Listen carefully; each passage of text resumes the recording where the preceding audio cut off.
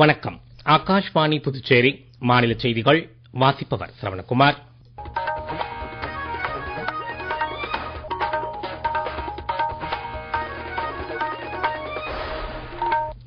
தலைப்புச் செய்திகள். இன்று அயோத்தி ராமர் கோவிலில் பிராண பிரதிஷ்டை விழாவின் 2ஆம் ஆண்டு நிறைவையொட்டி பிரதமர் திரு நரேந்திர மோடி நாட்டு மக்களுக்கு வாழ்த்து தெரிவித்துள்ளார். மத்திய தகவல் ஒலிபரப்புத்துறை இணையமைச்சர் டாக்டர் எல் முருகன் இன்று புதுடெல்லியில் பாரத் 2026 எனும் அரசு நாட்காட்டியை வெளியிட்டார். புதுச்சேரியில் முதலமைச்சர் திரு ரங்கசாமி உள்ளிட்ட தலைவர்கள் மாநில மக்களுக்கு புத்தாண்டு வாழ்த்து தெரிவித்துள்ளனர். புதுச்சேரியில் புத்தாண்டு கொண்டாட்டங்களையொட்டி பாதுகாப்பு ஏற்பாடுகள் தீவிரமாக்கப்பட்டுள்ளன. இனி விரிவான செய்திகள். இன்று அயோத்தி ராமர் கோவில் பிராண பிரதிஷ்டை விழாவின் 2ஆம் ஆண்டு நிறைவையொட்டி பிரதமர் திரு நரேந்திர மோடி நாட்டு மக்களுக்கு வாழ்த்து தெரிவித்துள்ளார். இந்நாள் இறை நம்பிக்கை மற்றும் பாரம்பரியத்தின் தெய்வீக திருநாள் என்று சமூக ஊடக பதிவு ஒன்றில் அவர் கூறியுள்ளார். இந்தியா மற்றும் வெளிநாடுகளில் உள்ள ராம பக்தர்கள் சார்பில் தாம் பகவான் ஸ்ரீராமரின் பாதம் பணிந்து போற்றுவதாக பிரதமர் மேலும் குறிப்பிட்டுள்ளார். இதற்கிடையே அயோத்தி ராமர் கோவிலில் இன்று பிரதிஷ்ட துவாதசி தினத்தையொட்டி பாரம்பரிய முறையில் வேள்விகள் மற்றும் பல்வேறு சடங்குகள் நடைபெற்று வருகின்றன. பாதுகாப்பு அமைச்சர் திரு ராஜ்நாத் சிங், உத்தரப்பிரதேஷ் முதலமைச்சர் யோகி ஆதித்யநாத் மற்றும் பெரும் எண்ணிக்கையிலான பக்தர்கள் இதில் பங்கேற்றனர். அயோத்தி ராமர் கோவிலின் வெளிப்பிரகாரத்தில் உள்ள அன்னபூர்ணா தேவி ஆலயத்தின் கோபுர உச்சியில் பாதுகாப்பு அமைச்சர் திரு ராஜ்நாத் சிங் காவி கொடி ஏற்றி வைத்தார். உத்தரப்பிரதேஷ் மாநிலம் பிப்ரஹா பகுதியில் இருந்து கடந்த 19ஆம் நூற்றாண்டின் இறுதியில் கண்டெடுக்கப்பட்டு 125 ஆண்டுகளுக்கும் மேலாக பிரிட்டனில் தனியார் வசமிருந்த பகவான் புத்தரின் உடல் எச்சங்கள் மத்திய அரசின் தொடர்ச்சியான முயற்சிகளால் கடந்த ஜூலை மாதம் மீட்கப்பட்டதை தொடர்ந்து புத்தர் உடல் எச்சங்களின் கண்காட்சி புதுடெல்லியில் உள்ள ராய் பித்தோரா கலாச்சார வளாகத்தில் வரும் சனிக்கிழமை தொடங்க உள்ளது. அன்றைய தினம் பிரதமர் திரு நரேந்திர மோடி கண்காட்சியை தொடக்கி வைக்கிறார். வரலாறு, தொல்லியல் மற்றும் ஆன்மீக ரீதியில் மிகுந்த முக்கியத்துவம் வாய்ந்த பகவான் புத்தரின் உடல் எச்சங்கள் மீட்கப்பட்டு பொதுமக்கள் பார்வைக்கு வைக்கப்படுவது நாட்டின் கலாச்சார மற்றும் தூதரக வரலாற்றில் முக்கிய தருணமாக அமையும் என்று மத்திய கலாச்சார அமைச்சகம் தெரிவித்துள்ளது. இன்றுடன் முடிவடையும் 2025ஆம் ஆண்டு இந்தியாவின் வளர்ச்சி பயணத்தில் முக்கிய அத்தியாயமாக அமைந்துள்ளது. அரசின் சீர்திருத்த கொள்கைகள் முன்னேற்றமாகவும் முக்கிய தாக்கங்களாகவும் மாறியதை இவ்வாண்டில் நாம் கண்டோம். இன்று சீர்திருத்தங்களின் ஆண்டு என்றும் இந்த சிறப்பு தொடரில் இவ்வாண்டு உலகின் புதிய உற்பத்தி இன்ஜினாக இந்தியா மேம்பட்டுள்ளது குறித்து ஒரு தொகுப்பு. 2025ஆம் ஆண்டில் இந்தியா 7.8% வளர்ச்சியுடன் முக்கிய திருப்புமுனை ஒன்றை எட்டி உலகிலேயே மிக வேகமாக வளரும் பொருளாதாரங்களில் ஒன்றாகவும் உலகின் முக்கிய உற்பத்தி கேந்திரமாகவும் மேம்பட்டுள்ளது. நாட்டின் உற்பத்தி வசதிகள் விரிவடைந்து நேரடி அந்நிய முதலீடுகளும் அதிகரித்ததால் உலக அளவிலான பொருள் விநியோக சங்கிலியில் இந்தியாவின் பங்களிப்பு தொடர்ந்து வலுப்பெற்று வருகிறது. உயர் மதிப்பு வாய்ந்த பொருட்களின் சிக்கலான உற்பத்தியில் இந்தியா காலெடுத்து வைப்பதை குறிக்கும் வகையில் நாட்டின் முதலாவது டெம்பர்ட் கிளாஸ் உற்பத்தி வசதிகள் நொய்டாவில் தொடங்கியது இவ்வாண்டில் முக்கிய முன்னேற்றமாக அமைந்தது. புதுப்பிக்கவல்ல எரிசக்தி துறையை பொறுத்தவரை இந்தியாவின் சோலார் மின் உற்பத்தி திறன் இவ்வாண்டில் 100 கிகாவாட்டாக அதிகரித்து சோலார் பேனல் உற்பத்தியும் கணிசமாக உயர்ந்துள்ளது. 2025ஆம் ஆண்டில் உற்பத்தி துறையின் வளர்ச்சி காரணமாக நாட்டில் பெரிய அளவில் வேலைவாய்ப்புகள் அதிகரித்துள்ளன. மின்னணு உற்பத்தி துறையில் மட்டும் தற்போது 25 லட்சம் வேலைவாய்ப்புகள் உள்ளன. ஆடவர் வேலைவாய்ப்பின்மை விகிதம் தேசிய அளவில் 5% குறைந்துள்ளது.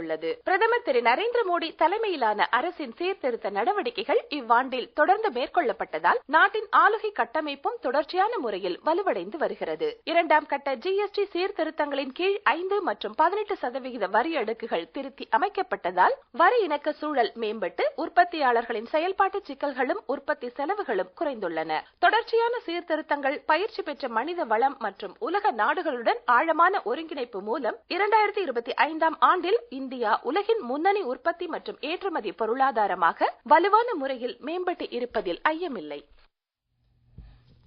மத்திய தகவல் ஒலிபரப்புத்துறை இணையமைச்சர் டாக்டர் எல் முருகன் இன்று புதுடெல்லியில் பாரத் 2026 என்னும் அரசு நாட்காட்டியை வெளியிட்டார்.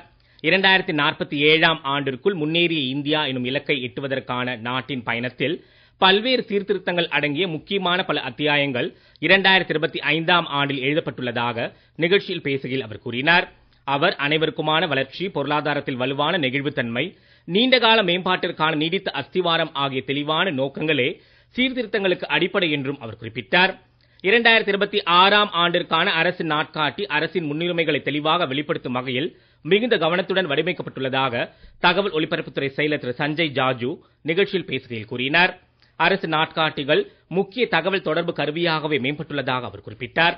நீங்கள் கேட்டுக்கொண்டிருப்பது மாநில செய்திகள். நேயர்கள் ஆகாஷ்வாணி செய்திகளை உடனுக்குடன் தெரிந்து கொள்ள எமது புதுச்சேரி மண்டல செய்தி பிரிவின் சமூக ஊடகங்களான @adnews_புதுவை என்ற எக்ஸ் பக்கத்திலும், all India radio news Puducherry என்ற Facebook பக்கத்திலும், @RNU புதுச்சேரி என்ற யூடியூப் சேனலிலும் கேட்கலாம்.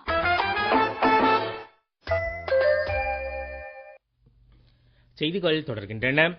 புதுச்சேரி முதலமைச்சர் திரு ரங்கசாமி மாநில மக்கள் அனைவருக்கும் புத்தாண்டு வாழ்த்து தெரிவித்துள்ளார். சமூக நலத்திட்டங்கள், கல்வி, சுகாதார மேம்பாடு, வேலைவாய்ப்பு, உள்கட்டமைப்பு உள்ளிட்ட பல்வேறு மக்கள் நலத்திட்டங்கள் புதுச்சேரியில் திறம்பட செயல்படுத்தப்படுகின்றன என்றும், வருங்காலத்திலும் புதுச்சேரியை வளமும் நலமும் நிறைந்த மாநிலமாக மாற்ற அனைவரும் அரசுக்கு ஒத்துழைப்பு அளிக்க வேண்டும் என்றும் அவர் தமது வாழ்த்துச் செய்தியில் கேட்டுக் கொண்டுள்ளார். அனைத்து மக்களின் வாழ்விலும் மகிழ்ச்சி, அமைதி, ஆரோக்கியம் மற்றும் வளத்தை கொண்டுவர தாம் இறைவனை வேண்டுவதாக திரு ரங்கசாமி கூறியுள்ளார். மாநில உள்துறை அமைச்சர் திரு நமச்சிவாயம், சட்டப்பேரவைத் தலைவர் திரு ஆர் செல்வம், சட்டமன்ற எதிர்க்கட்சித் தலைவர் திரு சிவா உள்ளிட்டவர்களும் மக்களுக்கு புத்தாண்டு வாழ்த்து தெரிவித்து செய்திகளை வெளியிட்டுள்ளனர். புதுச்சேரியில் புத்தாண்டு கொண்டாட்டங்களையொட்டி பாதுகாப்பு ஏற்பாடுகள் தீவிரமாக்கப்பட்டுள்ளன. கடற்கரை சாலை உட்பட மக்கள் கூட்டம் அதிகம் உள்ள இடங்களில் குழந்தைகள் தொலைந்து விடாமல் இருக்க குழந்தைகளின் கையில் பெற்றோர் பெயர் மற்றும் கைபேசி எண் அடங்கிய டேக் கட்டப்படும் என முதுநிலை காவல் கண்காணிப்பாளர் திரு கலைவாணன் இன்று புதுச்சேரியில் செய்தியாளரிடம் தெரிவித்தார். 10க்கும் மேற்பட்ட இடங்களில் வாகனங்களுக்கு பார்க்கிங் வசதி செய்யப்பட்டுள்ளதாகவும், இத்தகைய இடங்களுக்கும் கடற்கரை சாலைக்கும் இடையே 30 பேருந்துகள் இலவசமாக இயக்கப்படும் என்றும் அவர் கூறினார். பாதுகாப்பு பணிக்காக கண்காணிப்பு கோபுரங்கள் அமைக்கப்பட்டுள்ளதாகவும், 70 இடங்களில் கண்காணிப்பு கேமராக்கள் பொருத்தப்பட்டுள்ளதாகவும் அவர் தெரிவித்தார். 1000 போலீசார் பாதுகாப்பு பணியிலும் 500 போலீசார் போக்குவரத்தை சீரமைக்கும் பணியிலும் ஈடுபடுத்தப்பட்டுள்ளனர் என்றும், ட்ரோன்கள் மூலமாகவும் கண்காணிப்பு பணிகள் மேற்கொள்ளப்படுவதாகவும் திரு கலைவாணன் கூறினார்.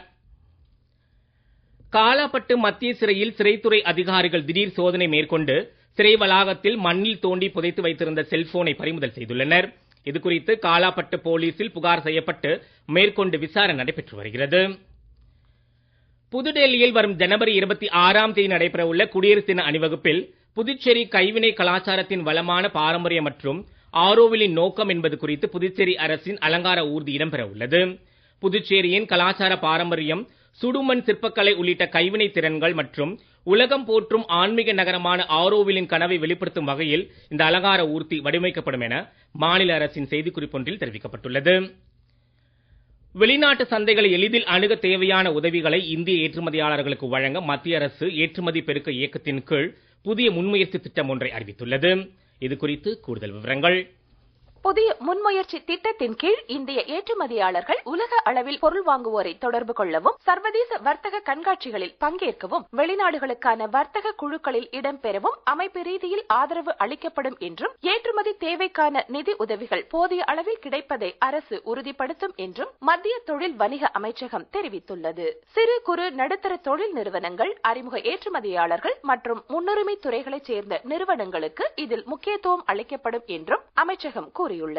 மத்திய அரசின் வர்த்தகத்துறை, நிதி அமைச்சகம், சிறு குறு நடுத்தர தொழில்துறை அமைச்சகம் ஆகியவை இணைந்து வெளிநாடுகளில் உள்ள இந்திய தூதரகங்கள், வர்த்தக பொருள் வாரியங்கள் மற்றும் தொழில்துறை கூட்டமைப்புகளின் ஆதரவுடன் ஏற்றுமதி பெருக்க இயக்கத்தை செயல்படுத்தி வருகின்றன. சிபிஎஸ்இ 10ஆம் வகுப்பு பொதுத் தேர்வுகள் வரும் மார்ச் மாதம் 11ஆம் தேதியும் 12ஆம் வகுப்பு பொதுத் தேர்வுகள் ஏப்ரல் 10ஆம் தேதியும் தொடங்கும் என மத்திய இடைநிலை கல்வி வாரியம் அறிவித்துள்ளது. முன்னதாக இரு தேர்வுகளும் மார்ச் 3ஆம் தேதி தொடங்க இருந்த நிலையில் நிர்வாக காரணங்களுக்காக இந்த மாற்றம் அறிவிக்கப்பட்டுள்ளது. வளிமண்டல கீழடுக்கு சுழற்சி காரணமாக இன்று கடலோர தமிழகத்தின் ஒரு சில இடங்களிலும், உள் தமிழகத்தில் ஓரிரு இடங்களிலும் மற்றும் புதுச்சேரி, காரைக்கால் பகுதிகளிலும் லேசானது முதல் மிதமான மழை பெய்யக்கூடும் என சென்னை வானிலை ஆய்வு மையம் தெரிவித்துள்ளது.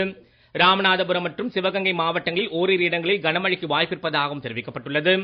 அடுத்த 3 நாட்கள் வரை ஒரு சில இடங்களில் மழை இருக்கலாம் என்றும், அதிகாலை வேளையில் லேசான பனிமூட்டம் காணப்படும் என்றும் வானிலை ஆய்வு மையம் தெரிவித்துள்ளது. இதற்கிடையே கடந்த 24 மணி நேரத்தில் அதிகபட்சமாக மதுரை விமான நிலையத்தில் 34.6 டிகிரி செல்சியஸ் வெப்பநிலை பதிவாகியுள்ளது.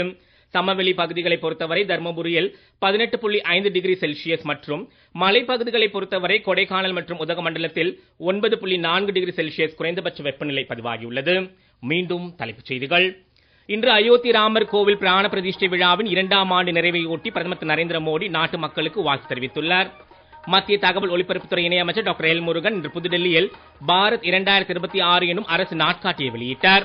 புதுச்சேரியில் முதலமைச்சர் ரங்கசாமி உள்ளிட்ட தலைவர்கள் மாநில மக்களுக்கு புத்தாண்டு வாழ்த்து தெரிவித்துள்ளனர்.